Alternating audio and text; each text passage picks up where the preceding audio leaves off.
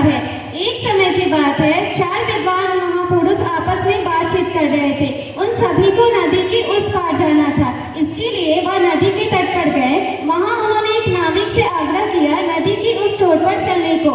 नाविक ने आग्रह स्वीकार कर लिया। चारों विद्वान महापुरुषों की विशेषता यह थी कि चारों भिन्न भिन्न धर्म से थे तथा प्रकांड विद्वान थे। उनमें से सबसे पहला हिंदू, दूसरा मुस्लिम, तीसरा सिख और चौथा ईसाई था। नाव के चलने के उपरांत सभी ने अपनी विद्वता का प्रदर्शन आरंभ कर दिया। उसमें से सबसे पहले हिंदू विद्वान ने कहा, क्या तुम रामायण जानते हो? नाविक बोला नहीं। दूसरा मुस्लिम विद्वान ने पूछा, क्या तुम कुरान जानते हो? नाविक बोला नहीं। तीसरा सिख विद्वान ने पूछा, क्या तुम ग्रंथ साहिब जानते हो? नाविक बोला नहीं, मैं नहीं जानता, मैं केवल नाव चलाना जानता हूँ और इसी से अपने परिवार का भरण पोषण करता हूँ, आजीविका चलाता हूँ।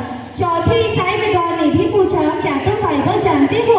नाविक बोला नहीं, मैं केवल सुबह से शाम नाव चलाना जानता हूँ। तो सभी विद्वानों ने कहा, बहुत दुख की बात है कि तुम अज्ञानी हो तथा तुम्हारी आधी जिंदगी पानी में है।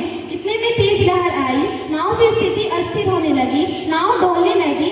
अंत में नाविक ने कहा, नाव डूबने वाली है, अब आप सब मुझे बताइए, मैं तो रामायण, कुरान आदि नहीं जानता, क्या आप सब तैरना जानते हैं? सभी ने कहा नहीं। तो नाविक कहा, मेरी तो आधी जिंदगी पानी में है, लेकिन तुम सबकी तो पूरी जिंदगी पानी में है।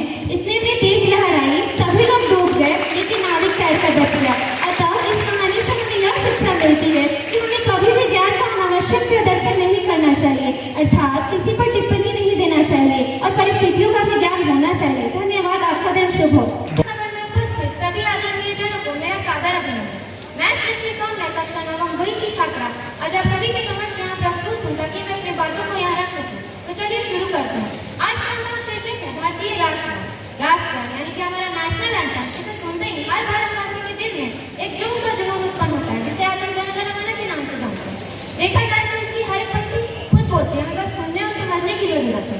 अगर हम सुनते हैं तो हमें यह सुनाई पड़ता है कि हे भारत के जन गण मन नायक भारत के भाग में गाता है। वो भारत के भाग में गाता है जहाँ पंजाब, सिंध, गुजरात, महाराष्ट्र, उड़ीसा और बंगाल जैसे प्रदेश हैं, जहाँ विंध्याचल और हिमालय जैसे पर्वतें हैं। यहाँ यमुना और गंगा के संगीत से मेल खाता है और भारतीय सागर लहरों द्वारा गाया जाता है। वे सभी आपके आशीर्वाद पाने की प्रार्थना करते हैं और आपकी गुणगान गाते हैं।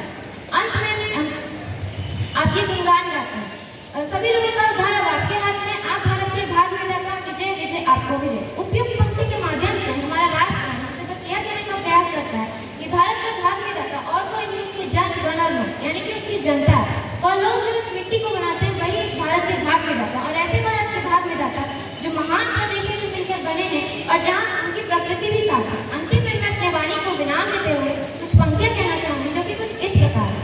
हमारे भारत का राष्ट्रगान गंगा से है, हमारे भारत का राष्ट्रगान गंगा से है, हमारे वतन की शान तो गंगा से है। जो वीर मर मिटे इस देश की मिट्टी पर, जो वीर मर मिटे इस देश की मिट्टी पर, उन शहीदों का अभिमान तिरंगा से है। जय हिंद, जय भारत।